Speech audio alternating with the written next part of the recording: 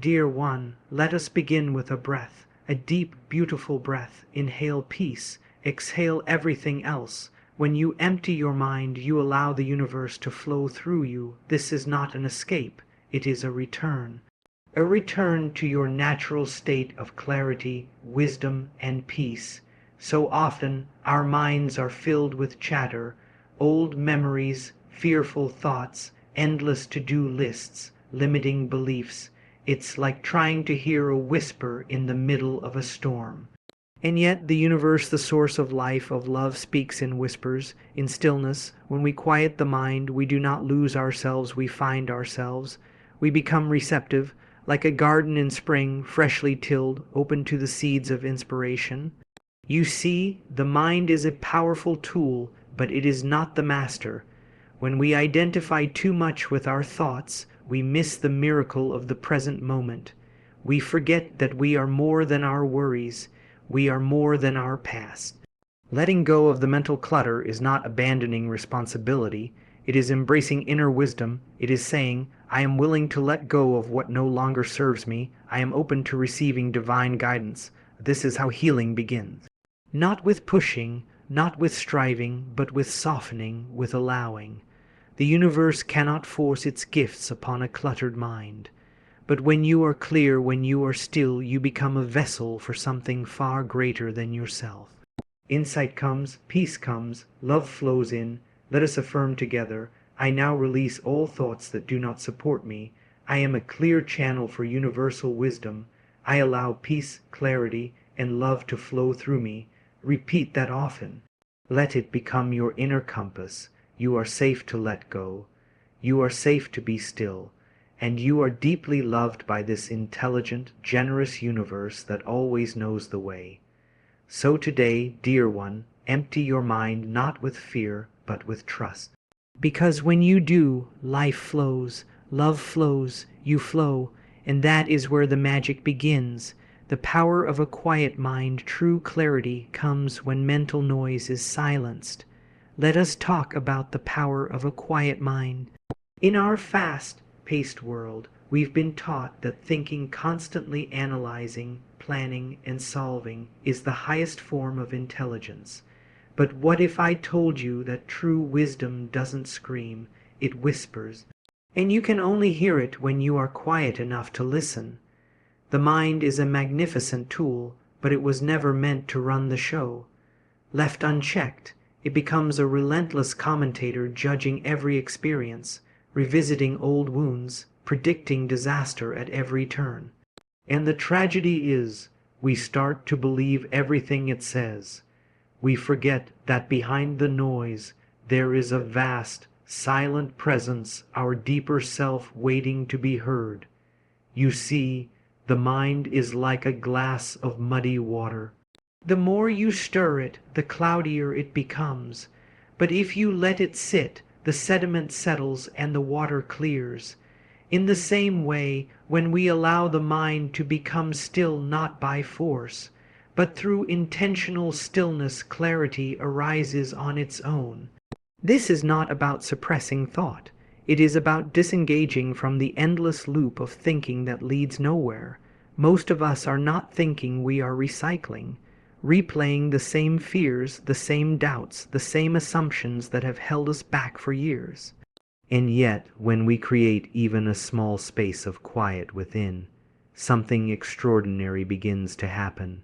New thoughts appear, inspired thoughts, healing thoughts, the kind that change lives. I've often said, the point of power is in the present moment. But to access the present, you must first step out of the mind's constant projection into the now. That's where your power is. That's where the universe meets you. When you empty your mind, what you are really doing is creating room for what matters. You are not making yourself blank or numb. You are clearing the clutter so that truth can enter, and it will, every time. Truth doesn't need effort to be heard. It only needs space. Philosophers have spoken for centuries about this inner stillness, from Eastern sages who practiced meditative awareness to Western thinkers like Descartes and Emerson who explored the mind's deeper capacities. The common message across cultures and time is this: the mind must quiet before the soul can speak. This is why practices like meditation, breathwork, and even simple silence are so powerful. They are not luxuries. They are necessities for a sane and spiritually aligned life. They are how we come home to ourselves. And when you learn to do this even for a few minutes a day, you begin to feel a shift. You become less reactive, more intuitive. You stop reaching for answers and start allowing them to arrive. You trust more. You fear less. You begin to see that your thoughts are not the truth, they are just thoughts. And you, dear one, are something far greater than your thinking. Letting go of mental clutter, releasing past stories, judgments, and fears opens space for peace and possibility. Let's move a little deeper now, because in order to quiet the mind to truly let the universe flow through us, we must learn to let go of the clutter we've accumulated over time. And I'm not just talking about mental chatter. I'm talking about the heavy stories, the judgments, the unresolved pain, and the fear-based beliefs that have taken up residence in the corners of our consciousness. Every thought we think, every memory we replay leaves an imprint. Over the years, these imprints form patterns. Some are empowering, but many are rooted in limitation. I'm not good enough. I always mess things up. I don't deserve love, and so on. These beliefs don't appear out of nowhere. They are often inherited, taught, absorbed. But even though they weren't ours to begin with, we hold onto them as if they are sacred truths. We carry these outdated mental constructs like luggage we forgot we were allowed to put down. And the cost is enormous. These internal stories color how we see the world, how we show up in relationships, how we take or avoid opportunities. They affect how we speak to ourselves. And more than anything, they create static in our connection to the deeper intelligence of the universe. Here's something important to understand. The universe cannot pour new energy into a vessel that is already full of what no longer serves you. Just as you cannot plant new seeds in a field choked with weeds, you cannot receive new possibilities with a mind overwhelmed by old narratives. So we must clear, we must empty, not because we are broken, but because we are finally ready to be whole. Letting go is not abandonment, it is realignment. It is saying, I no longer wish to carry this fear. I no longer need to prove my worth. I no longer choose to define myself by what hurt me. There is tremendous courage in releasing the familiar, even when the familiar is painful. That's why so many of us cling to our suffering, because at least we know it. But freedom only begins when we decide that we are no longer interested in repeating the same cycles. Letting go is not a one-time event. It is a practice, a gentle daily act of awareness. It is noticing when a thought no longer uplifts. It is catching yourself in judgment and choosing compassion instead. It is feeling an old emotion rise and allowing it to move through you without shame or resistance. Each time you do this, you make space for clarity, for peace, for insight. And I want you to remember this: you are not your thoughts. You are not your past. You are the awareness beneath it all. And when you choose to release what you are not, what remains is who you truly are: open, powerful, deeply connected. The beautiful irony is this: the more you release, the more you become. The more you surrender, the more you access. The more you empty, the more the universe can fill you, not with noise or confusion, but with presence, guidance, and love. So if you take one thing from this moment, let it be this: letting go isn't losing. Letting go is opening, and in that opening, life can finally reach you. Tuning into universal wisdom, a still mind becomes a channel for intuition, divine ideas, and creativity now that we've begun to understand the power of stillness and the importance of releasing mental clutter. Let's explore what begins to happen when that space opens up, when the noise quiets and the fog lifts. What enters then is not just silence, but something far more profound. The voice of the universe, the deeper knowing, intuition. Call it what you will, but know this: when you are still, you begin to hear. So many people ask, how do I trust my intuition? Or how do I know what the right path is? And I always say, the guidance is already there. It has always been there, but it's subtle. It doesn't demand. It doesn't shout over your fear. It waits quietly, patiently, for you to make space. Tuning into universal wisdom isn't about going outside of yourself. It's about coming home to your inner self, the self that has never been confused, never been afraid, never been disconnected. It's only when we are consumed by overthinking, by self-doubt, by emotional noise that we feel lost. And so, tuning in isn't something you force, it's something you allow. There is a field of intelligence that exists beyond the rational mind. It doesn't reject logic, but it transcends it. We've all had moments of spontaneous insight, when an idea drops in seemingly from nowhere, or when we suddenly know something without understanding how we know. That is the universe speaking through your consciousness. That is what becomes available when you empty your mind and soften your grip on control.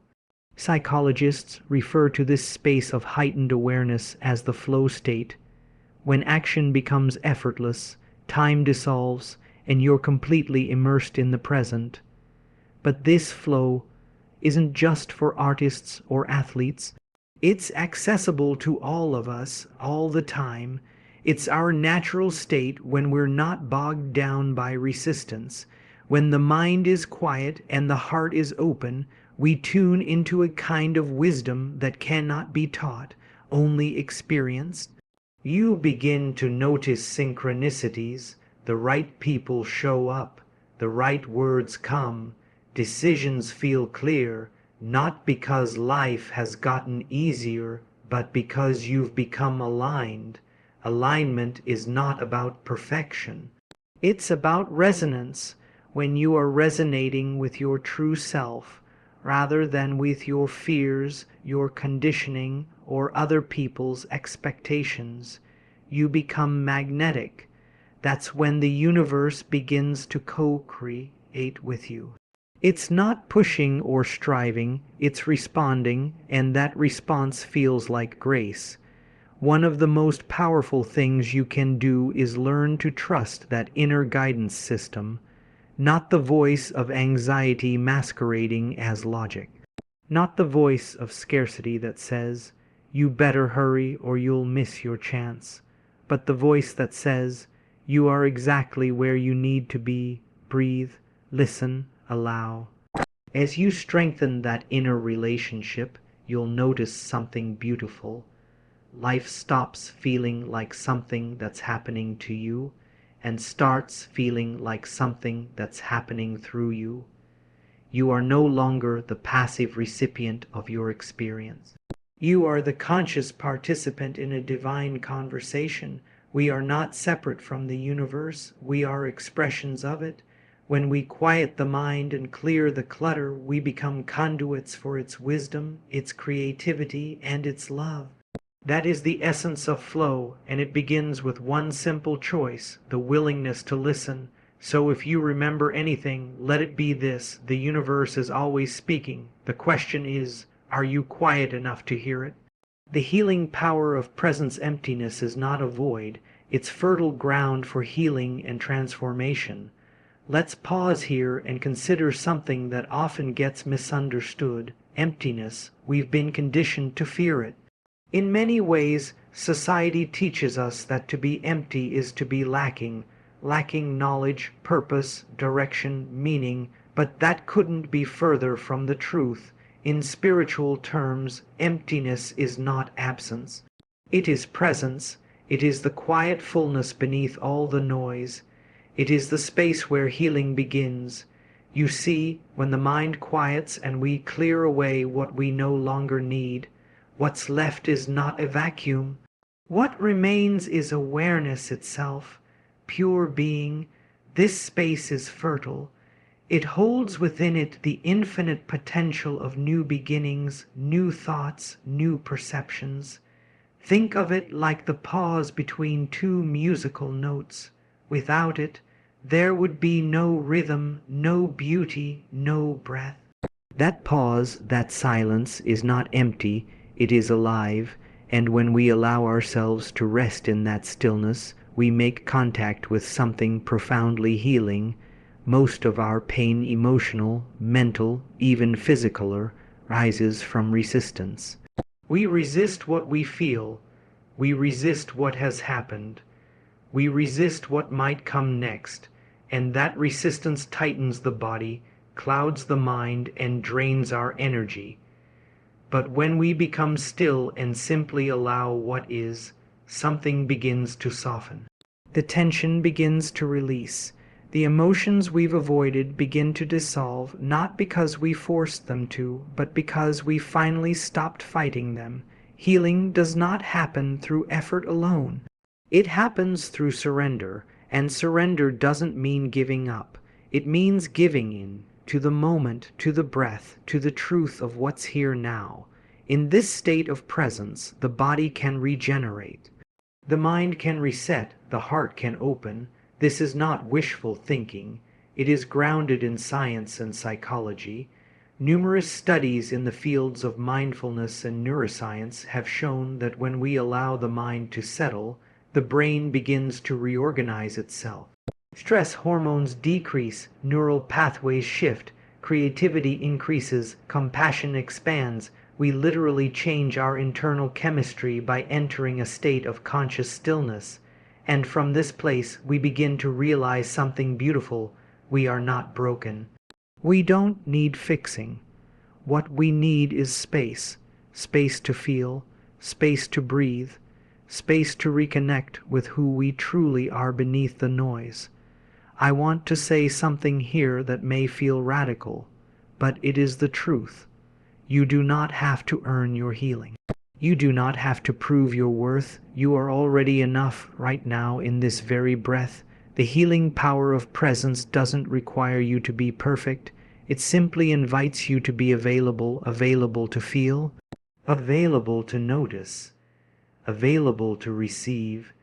And that availability only arises when we stop filling every corner of our lives with distractions, to-do lists, and the need to fix or control. When you stop trying to outrun yourself, you finally catch up to the part of you that has always been whole.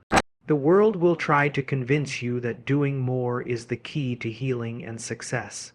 But I'm here to remind you that sometimes it is in the stillness, in the so-called emptiness, where the deepest transformation begins. So carry this with you. What feels like emptiness is often the beginning of everything. Let it be, let it heal. Let it open the door. Affirmations and mindfulness as tools, intentional practices, help cleanse and calm the mind. Let's take a moment now to bring something practical into this conversation.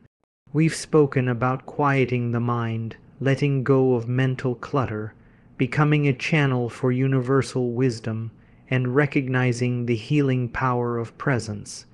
But how do we actually live this? How do we cultivate that inner space in the midst of daily life, amid emails, bills, emotions, and responsibilities? The answer is simpler than we think, and yet so often overlooked. We use tools, simple, sacred, intentional tools. In two of the most powerful ones we have our affirmations and mindfulness. These are not trends or passing techniques.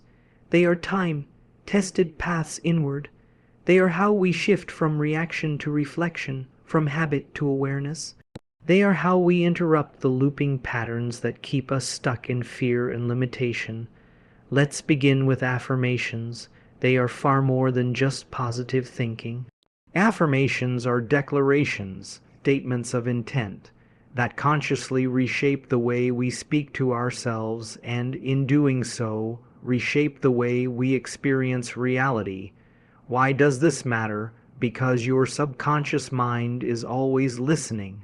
It doesn't distinguish between fact and fiction. It simply records, absorbs, and repeats. And most of us, without realizing it, are affirming negative beliefs all day long. I can't do this. I'm not ready. I'm too late. I never get it right. Each time we repeat these thoughts, we reinforce them, and they become our lens. But when we interrupt that narrative with new, life-affirming language, I am willing to grow. I am safe to change. I trust the process of life. We begin to plant new seeds in the subconscious mind. And with time, those seeds grow into new choices, new habits, and new outcomes. Affirmations are not about denying reality. They are about claiming your power to co-create a new one. Now, let's talk about mindfulness. If affirmations are the language of intention, mindfulness is the practice of attention. It is how we stay awake to the present moment without judgment. It's how we notice our thoughts without becoming them. And that noticing, that simple act of being the observer, is transformative. When we practice mindfulness, we create space between stimulus and response. We stop running on autopilot. We become aware of the stories we're telling ourselves, and that awareness alone begins to loosen their grip. In mindfulness, we don't force thoughts to stop. We just stop feeding them. We return to the breath, to the body, to now, and now is where the universe lives. Many people think they need hours of silence to be mindful, but mindfulness isn't about time. It's about attention. It can be practiced in a single breath, while washing dishes, while walking, while pausing before speaking. It's a way of being that slowly, gently rewires the nervous system and calms the mind. And here's the magic. When affirmations and mindfulness are used together, they become a bridge. A bridge between thought and feeling, between inner work and outer life. Affirmations give the mind direction. Mindfulness gives the moment depth.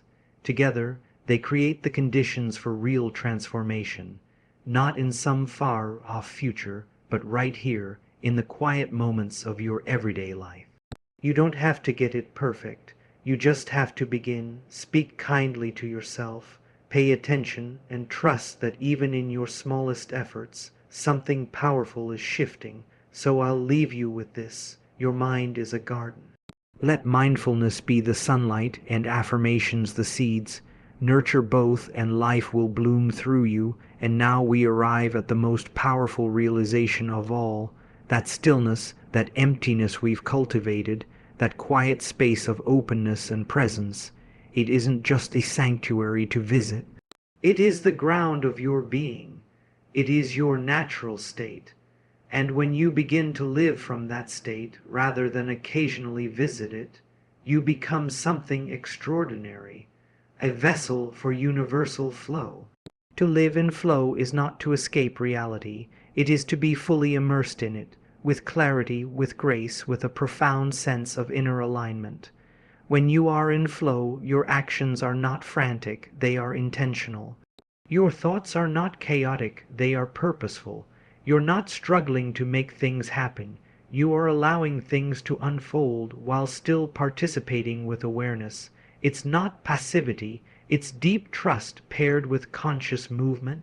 This is the dance between surrender and action, between receptivity and response, and it only becomes possible when the noise of the mind no longer runs the show. When you've emptied the habitual chatter, the judgments, the resistance, you begin to live from your center. And that center is not weak, it is powerful, it's not loud, but it's unshakably wise. Living in this flow changes how you relate to yourself. You no longer define your worth by what you produce, how others perceive you, or how much you accomplish in a day.